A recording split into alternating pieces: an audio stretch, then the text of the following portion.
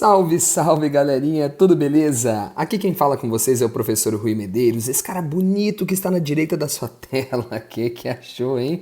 E hoje nós vamos resolver aqui juntos a prova da Unicentro, prova de 2019. Bom, antes de tudo, é claro, eu tenho que divulgar. Você já conhece o nosso Instagram? Segue lá, prof.ruiquímica e se inscreva no nosso canal do YouTube, Prof. Rui Medeiros e a Química das Coisas. Sempre com conteúdos muito bacanas para você vestibulando que deseja uma alta performance. Vamos então à prova?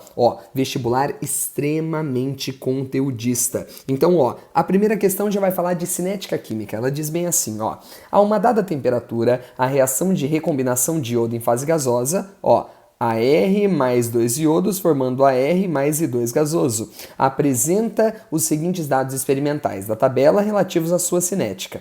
Bom, então vamos lembrar como é que a gente interpreta essa tabela? Vamos lá? Primeira coisa que eu vou falar para você, preste atenção.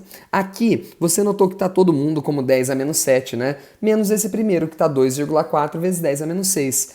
Eu vou deixar vezes 10 a menos 7. É só andar uma casa para a direita e diminuir uma casa, não é? Então vai ficar assim, Isso é o mesmo que 24 vezes 10 elevado a menos 7. Agora fica fácil da gente entender, né? O que a gente tinha que procurar numa tabela como essa? Bom, a gente tinha que fazer assim, Por exemplo, para eu descobrir qual é a influência da concentração do argônio na minha velocidade, você tinha que procurar duas linhas que só esse cara variasse. Tudo bem? Por exemplo, da primeira para a segunda. Você nota que o iodo permaneceu constante. Então, quando a gente analisa a primeira para a segunda linha, eu estou vendo a influência individual desse primeiro componente. Vamos lá?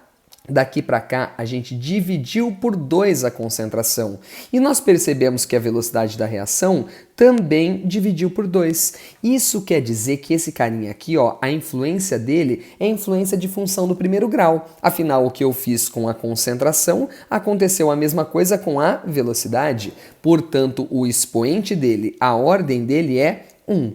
Agora nós vamos analisar o iodo. E como que a gente analisa o iodo? Nós vamos escolher duas linhas em que apenas o iodo varie. Por exemplo, na primeira e na terceira você percebe que o argônio não se mudou nada, não mudou o valor de concentração, se manteve constante. Porém, o iodo, ele modificou. Da primeira para a terceira linha, eu dividi por 2 a concentração do iodo. E a velocidade, preste atenção, ela dividiu por 4. Opa. Isso quer dizer que esse cara influencia na velocidade. Só que peraí, você notou que não é uma função do primeiro grau. Quando eu dobrei esse cara aqui, quando eu dividi por 2 a concentração desse cara, a velocidade diminuiu 4 vezes. E o que isso quer dizer? Bom, lembra que 4 é a mesma coisa que 2 elevado ao quadrado. Vou até fazer ali em cima isso daqui, 4 é a mesma coisa que 2 elevado ao quadrado. Isso quer dizer que a influência desse cara é ao quadrado, né? Então, tudo que eu for falar do iodo é ao quadrado. Moral da história, qual é a lei da velocidade para essa reação? A lei vai ser V igual a K, que multiplica a concentração do argônio elevada à primeira potência, vezes a concentração de iodo elevada ao quadrado. Se você analisar só isso daqui, você já tem a resposta, né? Só tem uma alternativa que fala isso, que é a letra A. Agora, como é que a gente faz para descobrir o valor dessa constante K, né? Já que isso daqui é uma revisão. Bom, a equação da velocidade a gente já tem aqui, Essa é a equação da velocidade, né? Agora a gente vai escolher uma linha e vai substituir os valores. Vou pegar, por exemplo, a primeira linha e vou substituir todos os valores aqui naquela expressão. Por exemplo, na primeira linha, quanto que é a velocidade? 24 vezes 10 a menos 7. Isso é igual a constante, que nós vamos descobrir, vezes a concentração do argônio. Note que aqui é 0,01. 0,01 é a mesma coisa que 10 a menos 2. Então, é 10 a menos 2 elevado à primeira, vezes o próximo. Dá uma olhadinha aqui, 0,025 é o mesmo que 25 vezes 10 elevado a menos 3, só que isso está elevado ao quadrado, não é? Então agora preste atenção, como é que vai ficar? 24 vezes 10 a menos 7 é igual a K que multiplica aqui, 10 a menos 4, perdão, 10 a menos 2, né, porque é 10 a menos 2 elevado à primeira, vezes 25 ao quadrado, 625, vezes 10 a menos 3 ao quadrado, 10 a menos 6. Bom, o que vai acontecer por aqui?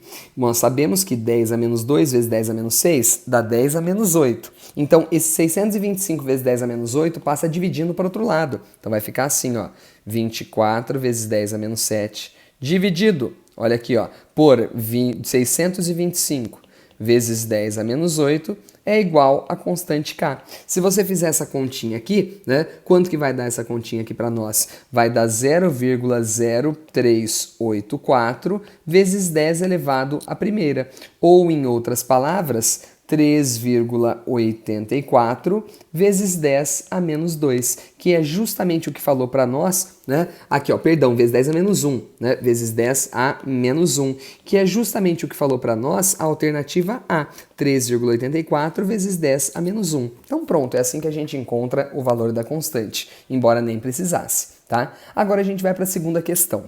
A segunda questão falava a respeito de entropia e energia livre. Acompanhe. Quando a mistura de um mol de H2 e um mol de 2 é aquecida a 500, então ele já me deu uma informação importante, a temperatura. O produto da reação é HI. Então ele está falando dessa reação aqui, ó. Vou até colocar, né? H2 gasoso mais I2 gasoso em equilíbrio com 2 de HI gasoso também, né? E ele fala bem assim, ó, para essa reação a 500 Kelvin, a variação da entalpia encontrada foi de menos 10,8 kJ por mol. Primeira coisa, esse processo é exotérmico, né? Se o ΔH é negativo, é exotérmico. Libera 10,8 kJ por mol. E a variação da entropia, é de 10,7 kJ por mol. O que isso quer dizer? Se a variação da entropia é positiva, quer dizer que a gente aumenta a desordem do sistema. Então, ó, deixa eu já falar uma coisa para você. Você sabe que a espontaneidade de um processo está relacionada com uma função chamada ΔG, energia livre de Gibbs, que é dada por ΔH menos T vezes ΔS. O que eu posso te dizer é o seguinte, quando o ΔG ficar com um sinal negativo, é porque o processo é espontâneo.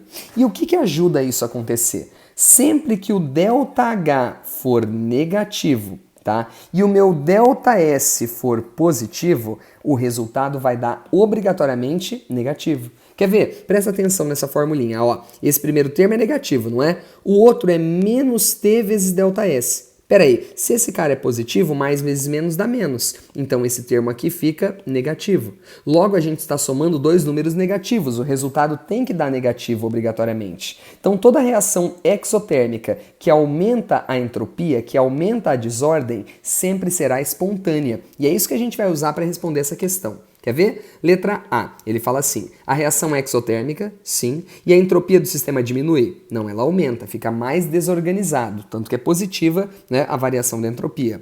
A reação é endotérmica? Não, é exotérmica. C, a reação apresenta um aumento de entropia e ocorre espontaneamente? Perfeito, letra C é a resposta, né? O ΔS, ele é positivo, tá? Aumenta a desordem e ele ocorre espontaneamente, como a gente já mostrou.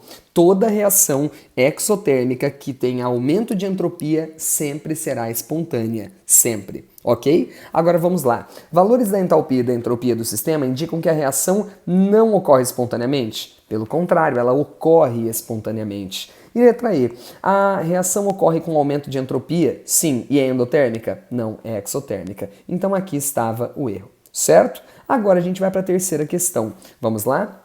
A construção de um modelo atômico exigiu imaginação e dedicação de diversos pesquisadores que propuseram suas teorias baseadas nas informações experimentais que se encontravam disponíveis, né, naquele momento. Com relação às diversas propostas de modelos atômicos, ele quer saber o que é incorreto. Muita atenção, tá? O que é incorreto. Vou até deixar de rosa isso daqui. O que é incorreto.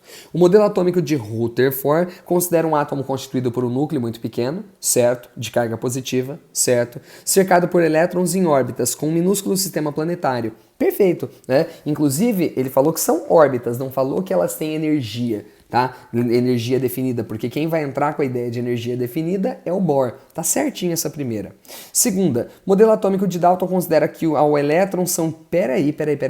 Modelo de Dalton falando de elétron já está errado, então nós já achamos a resposta. B de bola. Dalton é esférico, maciço, indivisível e indestrutível.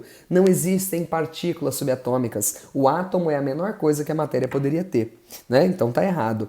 C. Joseph John Thomson construiu seu modelo atômico representando o átomo como uma esfera positiva, não maciça, ou seja, gelatinosa, com elétrons de carga negativa incrustados como um pudim de passas. Perfeito, certinho.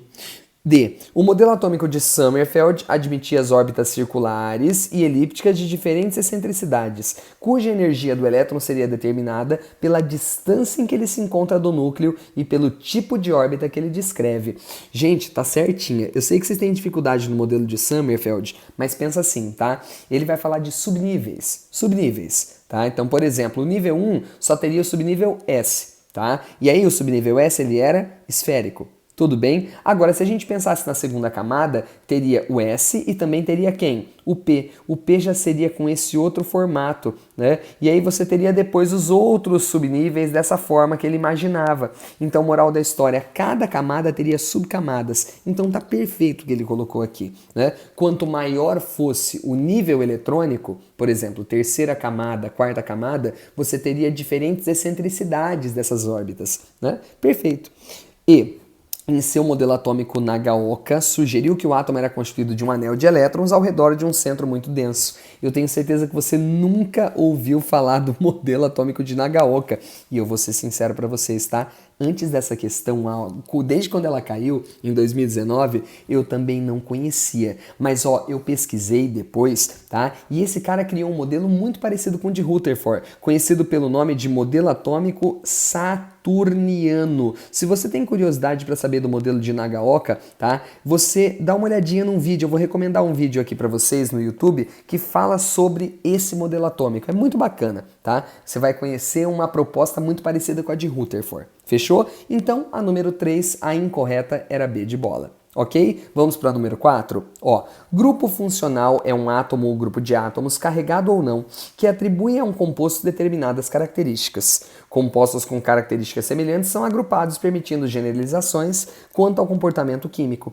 As questões a seguir são afirmativas corretas relacionadas à teoria sobre o comportamento químico de substâncias, exceto, então de novo ele quer a errada. Isso é muito comum na prova da Unicentro, tá? Vamos lá. Arrhenius classificava substâncias em eletrólitos se formassem íons. Perfeito. E não eletrólitos se não formassem íons em contato com a água. Muito certo. Lembra que Arrhenius sempre fala de solução aquosa. Quem formasse íon era eletrólito. Quem não formasse, não eletrólito. Próxima. Ó, Johannes Nicolaus Bronsted e Thomas Martin Lowry, lembra? Bronsted e Lowry, definiram como ácido a espécie química doadora de próton. Perfeito. Quem doava H+. Bom, perfeito, nenhum erro. C. Linus Pauling conceituou como base a espécie química capaz de disponibilizar um par de elétrons para a formação de uma ligação covalente coordenada. Tá tudo certo, exceto pelo nome do cientista. Não foi o Linus Pauling que fez isso daqui. Quem fez isso foi o Gilbert Lewis. Quem fez isso foi o Lewis. É a teoria eletrônica de Lewis. Então nós achamos a resposta, é a letra C. Gente, dá uma olhada como você tem que ir preparado para a prova da Unicentro. Você viu que é o nome, o detalhe era o nome. Tudo que ele falou tá certinho, só que quem fez isso foi o Lewis, né? E não o Linus Pauling. Vamos ver a D? Ó, a teoria de Bronsted-Lowry amplia o conceito para substâncias que não se encontram em meio aquoso, certo? Porque o Arrhenius, que surgiu primeiro, né, ele só falava de soluções aquosas. Então, beleza, o Bronsted veio para ampliar. E a teoria de Arrhenius é restrita ao meio aquoso? Sim. E a presença de hidrogênio no ácido e hidroxila na base? Sim. Tudo correto. Então a única que não estava correta era a letra C por conta do nome do cientista. Vamos para a próxima questão, questão de número 5. Ó, o tolueno metilbenzeno, então quem que é o tolueno? Ó, é esse cara aqui. Isso é o tolueno, tá certo? Vou até desenhar aqui para você, ó, com CH3. Beleza? É uma substância inflamável que provoca irritação na pele e é cancerígena. O tolueno é comumente utilizado como solvente em colas e também encontrado em tintas, removedores e cosméticos. A cola de sapateiro é um produto comercial que contém tolueno e é motivo de preocupação para a saúde pública devido ao uso como droga inalante. Com relação ao tolueno, a afirmativa correta é, vamos lá, já que ele quer a correta, eu vou marcar de azul, ele quer a afirmativa correta. Né? O tolueno pode ser obtido por meio de uma reação de adição de um grupo alquila ao benzeno, na presença de um catalisador apropriado. Gente, está errado por uma coisa. Não é uma reação de adição, é uma reação de substituição. Então, basicamente, o que você tem que fazer? Né? Você tem que pegar o benzeno, tá? Tem que pegar o benzeno aqui, certo? Colocar para reagir, por exemplo, com um cloreto de metila. Certo? Na presença de um ácido de Lewis, como a LCl3. E aí esse cara vai produzir isso para nós, né? Aqui, ó, o tolueno juntamente de HCl. Beleza? Essa reação é chamada de alquilação de Friedel-Crafts. Vamos para B? O tolueno na fase gasosa é uma substância com grande momento dipolar. Gente, pode parar. Grande momento dipolar, esse cara é apolar, tá errado, ele não tem um grande momento dipolar, ele tem momento dipolar quase zero. Em uma mistura de ácidos nítrico e sulfúrico concentrados, então estamos falando de uma reação chamada nitração. Estamos falando de uma nitração, vou até escrever aqui, ó, nitração. Tá? Ele fala assim, o tolueno reage formando uma mistura de orto e para-nitrotolueno. Bom, a nitração de fato coloca o grupo nitro aqui, está correto, né? Agora a gente tem que lembrar de uma coisa, esse CH3 que está aqui é um grupo orto para dirigente. Você lembra que para ser orto para dirigente, né, você tinha que ter basicamente o quê? Carbono, né? Você tinha que ter hidrogênio e ligação simples. Tá certo? E assim, você não podia ter dupla, não podia ter tripla, tá? Então, por exemplo, ó, eu falo pra você, se aqui fosse um NO2, esse cara seria meta-dirigente. Agora, os grupos alquil, OH também não tem dupla, não tem tripla, não tem dativa, NH2, esses caras são orto-para-dirigentes. Então está perfeita essa letra C. D de dado, o tolueno é um hidrocarboneto de cadeia alifática. Pelo contrário, né, gente? Ele é um hidrocarboneto de cadeia aromática. Lembrando que alifático é o contrário de aromático. O tolueno, também chamado de éter de petróleo, nada a ver. Éter de petróleo tem a ver com hidrocarbonetos do tipo alcanos, tá? Hexano, né? Outra coisa, não tem nada a ver com isso daqui, tá bom? Então, ó, 5, a resposta é a letra C. Vamos para o número 6, ó. Um herbicida é uma substância utilizada para controlar plantas daninhas. O glifosato é um herbicida não seletivo que atua inibindo a enzima EPSP, responsável pela síntese de aminoácidos essenciais ao crescimento de plantas. O glifosato apresenta uma sequência de equilíbrios e constantes de dissociação de acordo com a figura abaixo. Gente, perceba, né? pH abaixo de 2, ele fica desse jeito que você está vendo aqui, numa forma totalmente protonada. Note que ele tem uma carga resultante positiva. Agora, quando você vai aumentando o pH, ele vai ficar desse jeito que você está vendo aqui. Nota que ele desprotona esse cara aqui, ó. Antes ele estava protonado, ele começa a desprotonar. Quando a gente vai subindo o pH, ele vai perdendo os H+. Então, por exemplo, agora ele perdeu esse e perdeu esse. Quando a gente aumenta mais um pouquinho o pH, ele além de perder esse, vai perder esse também. Depois, quando a gente aumenta o pH, ele perde esse e também o que estava ligado ao nitrogênio. Então agora a gente vai ter que analisar o que é correto, né? Ele vai falar bem assim, ó, o que é incorreto. Ó, ele fala, com relação ao glifosato, seus equilíbrios e constantes de dissociação, é incorreto afirmar o quê? Então, ele quer saber a errada, né? Vamos lá. O glifosato apresenta os grupos funcionais amida, carboxilato, fosfonato em sua molécula. Bom, fosfonato tem aqui, certo? Carboxilato, olha aqui, ó, tem a ver com a carboxila. Agora, ele apresenta a função amida. Amida é N ligado a C-O. Se você analisar o nitrogênio, ele está ligado a carbono e ligado a carbono. Não está ligado a C-O. Portanto, a letra A já é a resposta. Ela está incorreta. Ele não tem o grupo amida, ele tem amina, mas não tem amida. Vamos ver as outras? Em pH abaixo de 2, ou seja, aqui, o glifosato apresenta carga carga líquida positiva. Sim, aqui ó, carga líquida positiva. Próxima, em pH acima de 11, estamos falando então dessa forma aqui. O glifosato apresenta-se na forma trianiônica, tá certo? Ó, 3 cargas negativas, trianiônica. D. O glifosato apresenta comportamento anfótero devido aos seus grupos funcionais, podendo assumir diferentes cargas iônicas em função do pH.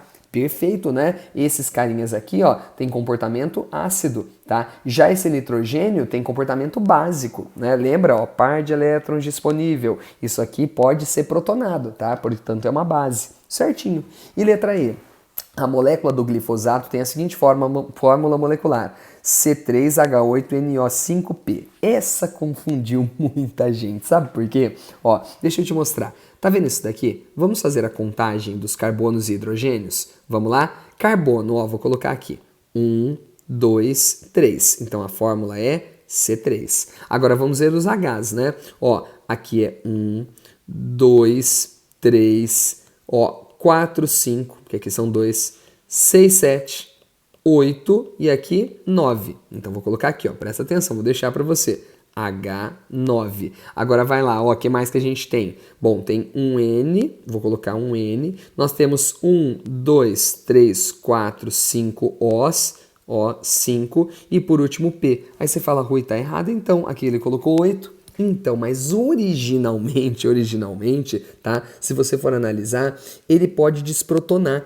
Esse cara que você tá vendo aqui, ó, esse hidrogênio da protonação, na molécula original ele não tem.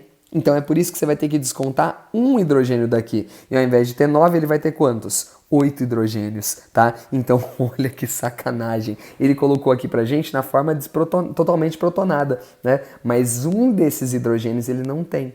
Senão ele precisaria de alguém para neutralizar essa carga, né? E ela não seria uma molécula, entendeu? Ela não seria uma molécula. Fechou? Então tá, ó, esse detalhezinho pegou muita gente. Número 7. Bom, uma bebida muito apreciada principalmente por consumidores do sul do Brasil é o produto da infusão, do chá, né, de folhas de erva mate, comumente chamada de chimarrão. Diversas propriedades interessantes têm sido atribuídas à erva mate, tais como anti-inflamatória, antioxidante, antirreumática, entre outras. Dentre as diversas substâncias presentes na erva mate estão vitaminas, sais minerais, proteínas, lipídios, glicose, sacarose e cafeína. Com relação a algumas dessas substâncias, é incorreto afirmar que, gente, essa nós vamos fazer por eliminação. Vamos lá então, ó. Primeiro, ele quer saber a errada. Proteínas são poliamidas, correto, obtidas através da condensação de alfa-aminoácidos. Tudo certo. Essa é a definição de proteína. É um polímero formado pela condensação de aminoácidos. B. Os lipídios são moléculas orgânicas, certo? Ésteres, ceras ou triésteres, óleos e gorduras. Perfeito, os triglicerídeos. Altamente energéticas, insolúveis em água. Perfeito, tudo corretíssimo sobre lipídios. A molécula de glicose tem a fórmula molecular C6H12O6, todo mundo sabe. A molécula de glicose é produzida nas plantas através da combinação de água e gás carbônico por meio da fotossíntese. Perfeito também. D de dado, a sacarose é formada pela condensação de uma molécula de glicose e uma de frutose. Perfeito, você vê isso na biologia também. Então a resposta só pode ser qual? A letra E, né? Agora vamos ver. Olha aqui, ó. A molécula de cafeína apresenta em sua estrutura átomos de carbono, sim, é orgânico, hidrogênio, nitrogênio, oxigênio e fósforo. O erro está onde? Está no fósforo. Rui, mas eu tinha que saber essa fórmula de cor? Não, você poderia fazer por eliminação. Você não sabe que ela não tinha fósforo, né? Mas a cafeína é um alcaloide. Você que está aí na internet, aproveita e digita. Vai lá no Google e digita cafeína, tá? Vai aparecer todos esses outros elementos aqui. Só não vai aparecer o fósforo. Mas volto a dizer, você podia fazer por eliminação. Tudo bem? Agora vamos para 8. Ó, a 8 diz bem assim: carros elétricos híbridos são promessas para um futuro próximo, visando minimizar os efeitos da poluição causada pela utilização de combustíveis fósseis. Diversos países europeus estão elaborando propostas para reduzir a venda de carros movidos a gasolina e a diesel até sua total extinção. Um componente muito importante nos carros, sejam eles movidos a combustíveis fósseis, sejam eles híbridos e elétricos, é a bateria. As alternativas abaixo dizem respeito aos sistemas eletroquímicos. Marque a correta. Então vamos deixar anotadinho, marque a correta. Pilhas recarregáveis são sistemas eletroquímicos primários? Não. Se elas são recarregáveis é porque elas são secundárias. E as não recarregáveis a gente chama de primárias, então tá tudo invertido. Ele falou que a recarregável era primária e a não recarregável era secundária. Tá invertido. Próxima, em baterias automotivas, no ânodo polo positivo, pode parar. Você lembra que na pilha, ó, na oxidação o ânodo é negativo, onde ocorre a corrosão. Tá errado, né? Quem é ânodo polo positivo é na eletrólise e não na pilha. Tudo bem? Próxima. Pilhas ligadas em paralelo fornecem uma corrente superior à corrente de uma pilha individual, mas de mesmo potencial, enquanto que ligadas em série fornecem um potencial maior que uma pilha individual, mas de mesma corrente. Galera, já vou te falar uma coisa, tá? Já vou adiantar, dar um spoiler. Essa questãozinha aqui, ó, ela foi anulada. Tudo bem? Essa questão foi anulada.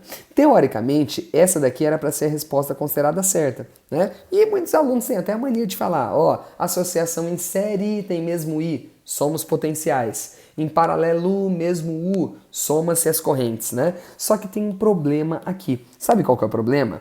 Dá uma olhadinha aqui, ó. Ele fala bem assim. Pilhas ligadas em paralelo fornecem uma corrente superior à corrente de uma pilha individual, mas de mesmo potencial. Gente, tá errado isso daqui. Tá errado você fazer essa afirmação. Quando ele afirma que eles fornecem uma corrente superior, tá errado, porque depende da resistência externa. Ela pode sim fornecer uma corrente maior, mas pode ser que ela forneça também a mesma corrente. E aí, você fala, qual é a vantagem então de você associar pilhas em paralelo? A vantagem é que você aumenta a vida útil da pilha. Por exemplo, né? Você associa em paralelo, vamos supor, tá? E aí você tinha lá uma voltagem de 2 volts, beleza? E aí você tinha lá, tá, uma amperagem de 2 ampere, beleza? Qual que é a vantagem de associar em paralelo? Vamos supor que o circuito externo você não mexa com ele, tá? E ele continue tendo a mesma corrente de 2 ampere.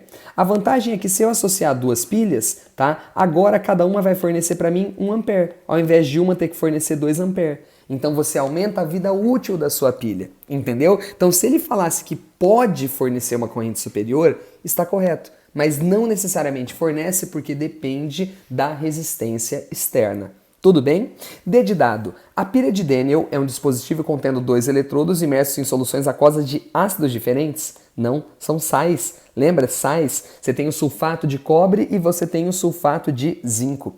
E por último, a primeira pilha foi construída em 1800 por Alessandro Volta, tá? Que intercalou discos de ouro e prata com pedaços de pano embebidos por uma solução salina. Gente, tá errado, tá errado. Olha aqui, ó, não é ouro e prata que ele usou, são os mesmos eletrodos usados na pilha de Daniel, ou seja, é cobre e zinco. Ele não utilizou ouro e prata, ele utilizou cobre e zinco. Então esse daqui, né, é mais um erro da questão. Moral da história, não temos alternativa correta, questão anulada. Tudo bem? Vamos para a próxima? Questão de número 9, preste atenção. Questão de número 9 diz bem assim, ó. O mel tem uma longa história com relatos de sua utilização como alimento, medicamento e oferendas aos deuses. Produto oriundo das abelhas a partir do néctar das flores, o mel apresenta diversas propriedades físicas e químicas peculiares que o torna único.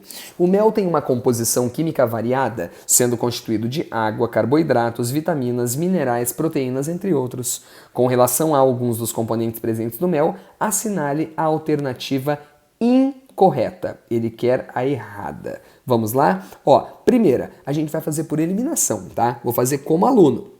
Carboidratos são também conhecidos como hidratos de carbono. Correto, né? Sendo açúcares simples ou monossacarídeos, beleza? E complexos ou polissacarídeos, certinho. Lembra que dos complexos a gente tem ali, por exemplo, o amido, né? Nós temos a celulose, certinha, certinha. B de bola. A vitamina C, ácido ascórbico, tem fórmula molecular C6H8O6, beleza? É uma importante substância para o nosso organismo e sua carência pode provocar escorbuto e gengivite. Certinho, você vê isso daqui na biologia, né? Rui, mas como é que eu vou saber que a fórmula dele é essa? Confia por enquanto, vamos ver se depois você não acha nenhuma errada, tá? Dentre os elementos químicos encontrados no mel, o cálcio é um importante metal alcalino para o organismo humano. Opa, opa, opa. Cálcio é da família 2A. Se ele é da família 2A, ele não é um metal alcalino, ele é um metal alcalino terroso. Então pronto, a gente já achou que a letra C é a resposta. É ela que está incorreta. Tudo bem? Vamos ver as demais? A frutose, também conhecida como levulose, certo? Porque ela é levógena, né? Desvia a luz plano polarizada para a esquerda. É um carboidrato e isômero funcional da glicose. Certinho, ambas têm fórmula C6H12O6. Perfeito. Última, a hidrólise da sacarose em meio ácido produz uma molécula de glicose.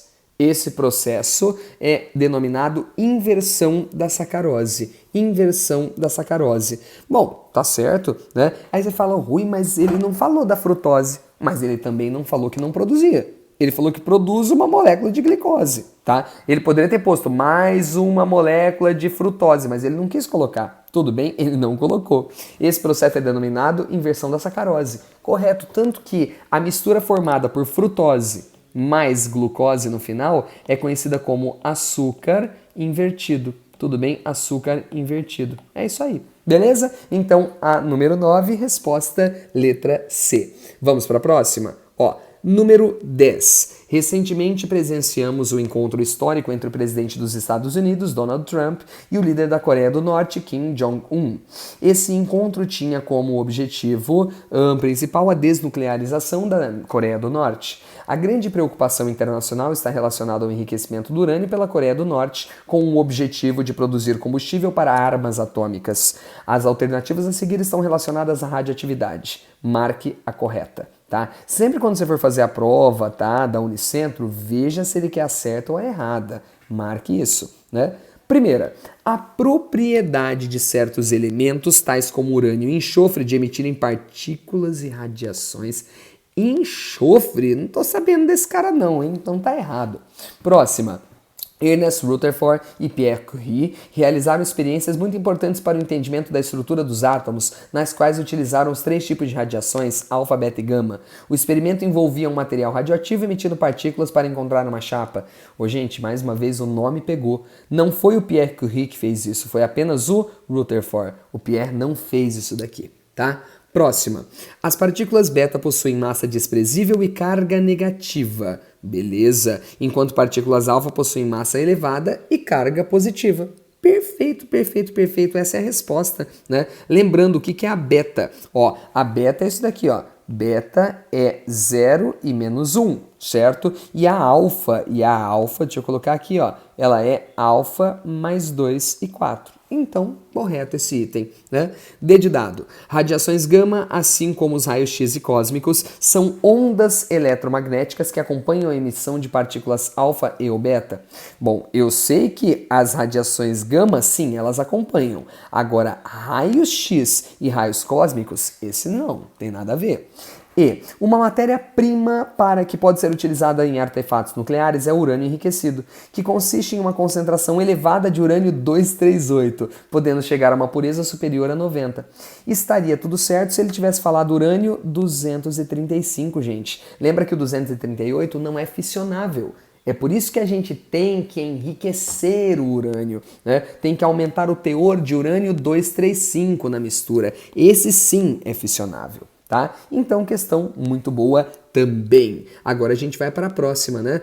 Considere as alternativas abaixo sobre algumas substâncias orgânicas e marque a incorreta. Ele quer a errada, gente. Ele quer a errada. Vamos lá? Ó, hidrocarbonetos alifáticos saturados, os ciclanos, também denominados de cicloalcanos, até aqui tudo ok. Cicloparafinas, ok. Ou hidrocarbonetos naftênicos, tem fórmula geral CnH2n. Tudo certo.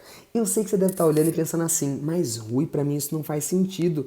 Porque quando eu falo em hidrocarboneto alifático, alifático não é de cadeia aberta? E ele não está falando que o cara tem cadeia fechada? Gente, cuidado, tá? Na verdade, o termo alifático é o contrário de aromático, por definição. A gente tem a tradição de falar que cadeia alifática é cadeia aberta. Tudo bem. Agora, quando eu falar hidrocarboneto alifático, é simplesmente qualquer hidrocarboneto que não for aromático. Então tá certo isso que ele falou, tá? Ele quer marcar a incorreta, lembrando, ele quer marcar a incorreta, né? Vamos lá, não vou marcar essa. O isopor é um material muito utilizado em nosso cotidiano, seja como isolante térmico em construções, seja como embalagem de produtos eletrônicos, entre outros. Beleza. Trata-se do poliestireno expandido. Por sua vez, o poliestireno é resultante da polimerização do monômero estireno, que é o vinilbenzeno. Gente, tá tudo certo, ó. Isso aqui é o estireno, vinilbenzeno. Quando a gente polimeriza esse cara, o que nós vamos originar? Ó, CH, aqui CH2, certo? Desse jeito aqui, e aqui o nosso anel aromático. Isso aqui é o poliestireno. Quando você expande com ar, você tem o isopor. Tudo certo.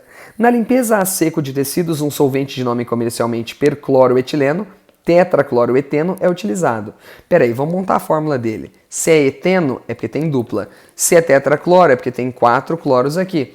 E ele fala, essa substância tem fórmula C2Cl4. Certinho. Para fins de ataque e defesa, formigas vermelhas secretam ácido fórmico em suas picadas, causando inchaço e coceira. Beleza. A reação de esterificação desse ácido com álcool etílico forma o formiato de etila. Ó, presta atenção. Esse é o ácido fórmico. Esse é o ácido fórmico do veneno da formiga. Ele está querendo reagir isso daqui com etanol, CH2CH3, tá? Essa reação formaria o quê? Bom, desidrata, tira uma água daqui, né? Vai ficar assim, ó, HCOO, aqui O, CH2CH3. Isso mais a água que é formada. Tudo bem? Ótimo, então ele falou bem assim para você. Formaria o formiato de etila, que é essa substância aqui, né?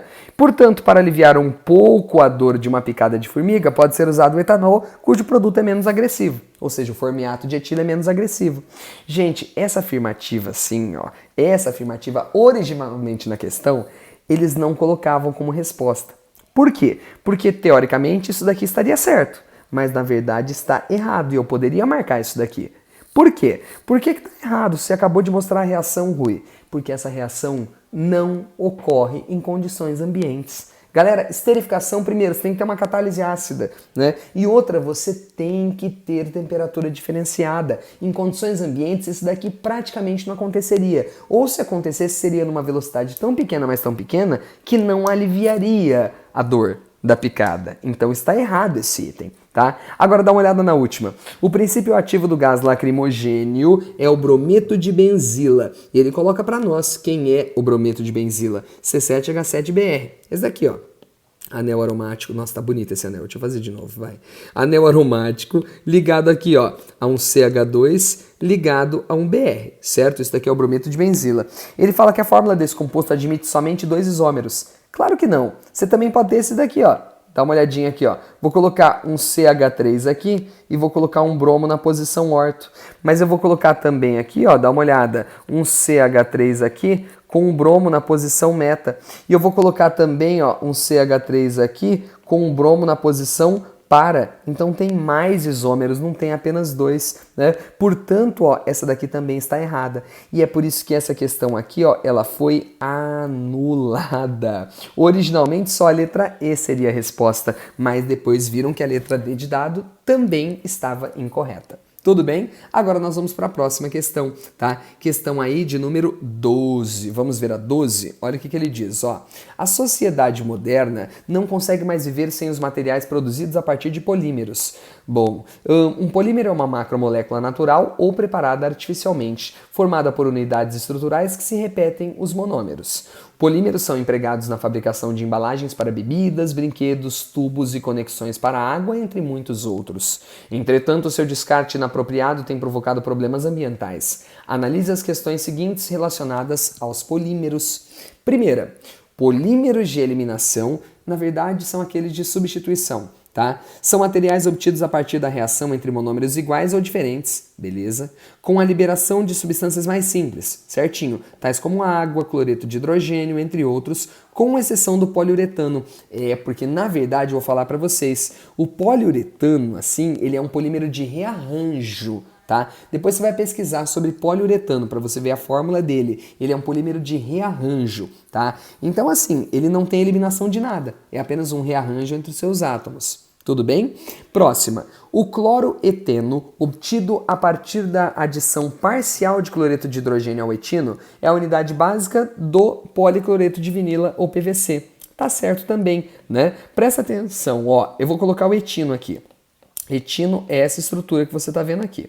Tudo bem? Se a gente fizer aqui uma adição parcial de HCl, ou seja, reagir com 1 mol de HCl, você vai produzir o seguinte, ó, CH2 dupla, CH e aqui um Cl. E se você pegar essa molécula aqui e polimerizar, tá? O que vai acontecer? É um polímero de adição. Você vai gerar CH2, tá? CHCl e aqui N. Esse cara aqui é o famoso PVC, policloreto de vinila. Então está correto esse item.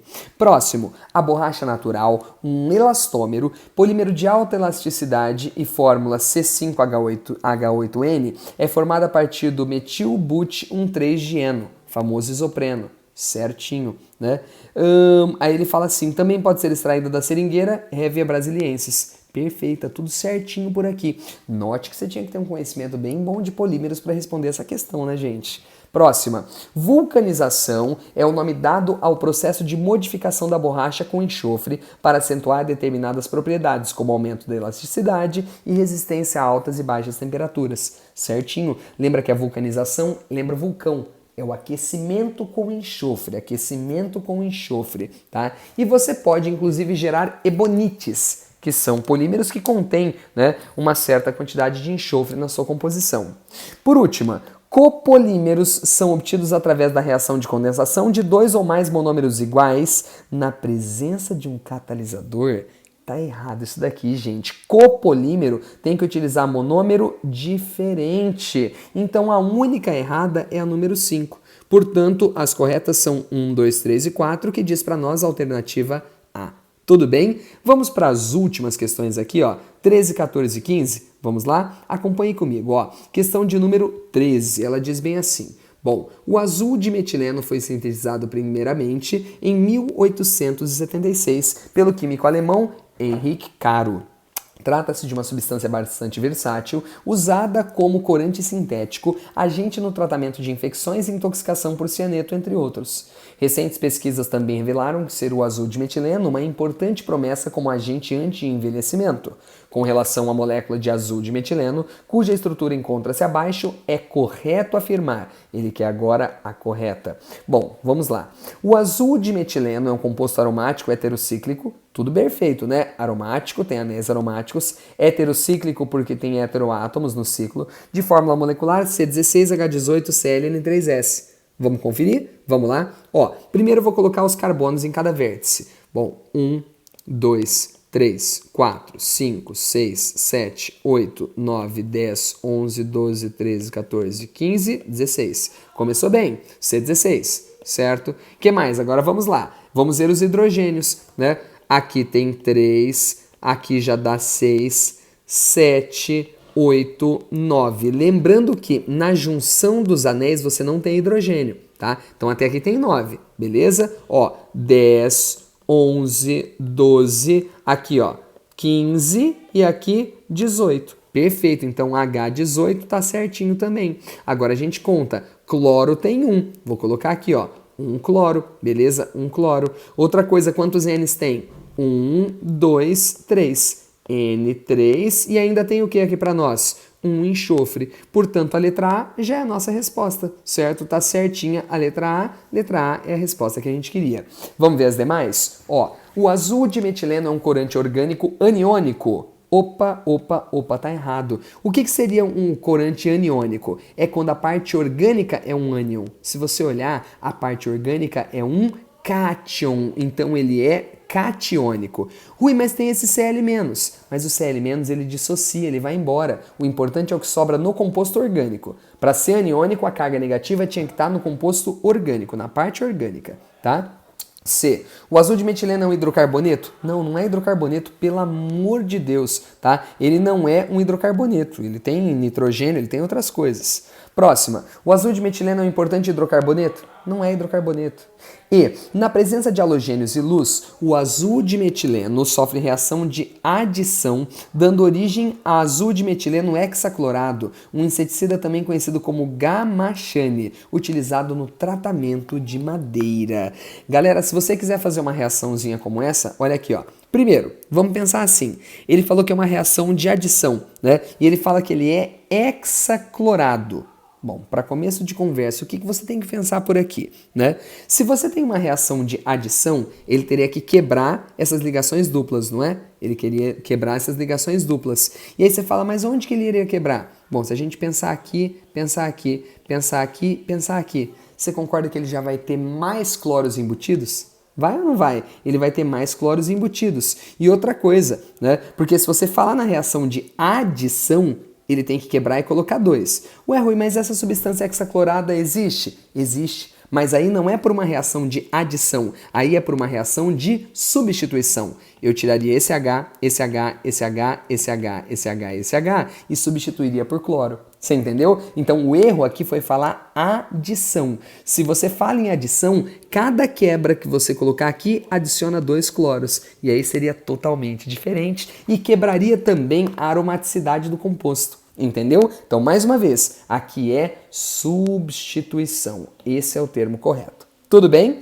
Ok, então a letra A foi a nossa resposta. Vamos ver a número 14? Vamos lá? Nanotecnologia pode ser entendida como um conjunto de procedimentos utilizados para a manipulação da matéria numa escala atômica e molecular. Na prática, trata da criação de novos materiais, novos produtos e processos, levando-se em consideração a capacidade moderna de ver e manipular átomos e moléculas. Da ficção para a realidade, a nanotecnologia já está presente em nosso cotidiano, em transistores, produtos esportivos, biotecnologia, roupas inteligentes, etc. Os nanotubos de carbono, em particular, são folhas de grafeno enroladas para formar uma peça cilíndrica com diâmetro de 1 nanômetro. As afirmativas abaixo tratam do carbono e suas ligações. Então vamos ver quais estão corretas por aqui. Vamos lá? Ó, ele diz bem assim, ó. Primeira delas. Nanotubos de carbono são variedades alotrópicas do carbono? Sim. Assim como diamante, Buckminster e fullereno? Certinho, perfeita, perfeita. Próxima. A combustão completa do nanotubo de carbono resulta em gás carbônico. Claro, se ele é carbono, vai virar gás carbônico se for completa, né? Vamos ver a terceira. Nanotubos de carbono podem ser classificados como substâncias compostas? Claro que não, só tem carbono. É simples, né? Próxima. Enquanto no diamante, cada átomo de carbono é rodeado tetraedricamente por outros 4, tipo assim, né, gente? Ó, desse jeito. Ó, isso é no diamante. Cada carbono é rodeado dessa forma. Hibridização sp3, né? Ele fala bem assim. Na grafita, cada átomo de carbono encontra-se ligado a 3 outros átomos de carbono. Tá certo, né? Porque aqui agora é assim. No grafite é desse jeito, beleza? Tanto que ele forma folhas e folhas de hexágonos. Tá? E ele vai falar bem assim, essas condições conduzem à formação de um cristal molecular no diamante e placas de hexágonos na grafita. Gente, não está totalmente correto esse item, tá? Mas eles marcaram como verdadeiro e não anularam a questão. Detalhe, por que eu não concordo completamente com ele? Porque, na verdade, ele é um cristal covalente. Covalente, ele não tem uma fórmula definida. Ele não é um cristal molecular. Cristal molecular é o açúcar, por exemplo. Tem uma fórmula definida. Mas enfim, aqui ele marcou como correta. Mas assim, na minha opinião, não está correta por completo. Tá? Enfim, vamos lá. Última, o carbono é um ametal que faz 4 ligações covalentes para adquirir estabilidade, como é o caso da molécula de metano. Perfeito. Então, assim, na verdade, na minha opinião, não teria resposta. Seria só 1, 2 e 5, né? Mas ele traz para nós a letra C como sendo a correta. Enfim, é isso aí, tá? Vamos para a última questão? Questãozinha aqui sobre nanopartículas magnéticas. Ó, nanopartículas magnéticas, tal como a ferrita de cobalto, COFe2O4, têm merecido a atenção de pesquisadores de diversas áreas de conhecimento, principalmente com o advento da nanociência e nanotecnologia. Essas nanopartículas magnéticas, quando funcionalizadas, os núcleos magnéticos são envolvidos por camada polimérica, podendo ter inúmeras aplicações. E agora ele fala, desde carregadores de fármacos a áreas específicas do corpo, como biosensores, entre outros. A equação abaixo representa a reação de formação da ferrita de cobalto, obtida pelo método denominado coprecipitação. Ô, gente, presta atenção nesse nome que ele vai ser importante. Quando eu falar que isso daqui é uma coprecipitação, quer dizer o quê? Que esse cara vai se juntar com esse, vai se juntar com esse, formando esses compostos que você está vendo. Na verdade, eles formaram um grande precipitado, mas o NOx não vai ter mudado. Tá vendo? Ó, você não tinha cobalto mais 2, continua sendo mais 2. Você não tinha ferro mais 3, continua sendo mais 3. E o O é menos 2. Olha como que dá certo. Mais 2 vezes 1, mais 2. Mais 3 vezes 2, mais 6. Menos 2 vezes 4, menos 8. Notou que o total embaixo deu 0? Então é isso, tá? Não é uma reação de oxirredução. Não é uma reação de oxirredução. E ele quer saber os menores coeficientes que tornam... Ah, ele quer saber qual que é a incorreta, né? Para começar, ele quer saber a incorreta. Vamos lá? Os menores coeficientes que tornam essa equação corretamente balanceada é essa. Bom, vamos lá. Se essa equação aqui não é redox, vamos fazer assim, né? Ó, eu vou pegar aqui, tem 2 ferros, não tem? 2 ferros. Então o que eu posso fazer aqui para balancear? Bom, simplesmente eu posso fazer o seguinte, eu vou pegar os valores que ele me deu e ver se vai dar certo. Melhor ainda, pode ser? Ó, 1, 2, 8, 1 e 4. Eu vejo se dá verdadeiro. 1, 2, 8, né? 1 e 4. Vamos ver se vai dar certo? Vamos lá, vamos fazer contagem. 1 cobalto, 1 cobalto. 2 ferros, 2 ferros, certo? 8 oxigênios, 4 aqui com mais 4 aqui dá 8. E aqui 8 hidrogênios, 8 hidrogênios, tudo ok. Eu só tenho que verificar a questão de cargas, né? Se tá ok. Lembra que total tem que dar 0. 2 positivas com mais, olha aqui, ó. 2 vezes 3, 6, com mais 6 positivas. E aqui, 8 vezes menos 1, menos 8. O total aqui está dando quanto? 0. E na direita o total é 0. Então pode ter certeza que está correto esse balanceamento. Tudo bem? As cargas estão ok e a quantidade de átomos também está ok. Então não vou marcar, eu quero a incorreta. B de bola, a reação se processa em meio básico sob aquecimento? Sim, em meio básico tem OH- sob aquecimento. Olha o que está aqui na seta. Né? C. A reação ocorre quando uma mistura aquosa de cloreto de cobalto e ferro, a uma razão molar de 1 para 2, 1 desse cara para 2 desse daqui, é adicionada a uma base sob aquecimento. Perfeito, perfeito, perfeito, né? Sem problemas nenhum. Outra, o elemento ferro Fe56 na reação acima encontra-se no estado de oxidação mais 3. Tá certo. Isso significa que o somatório do número de nêutrons e prótons do ferro é 53. Para tudo.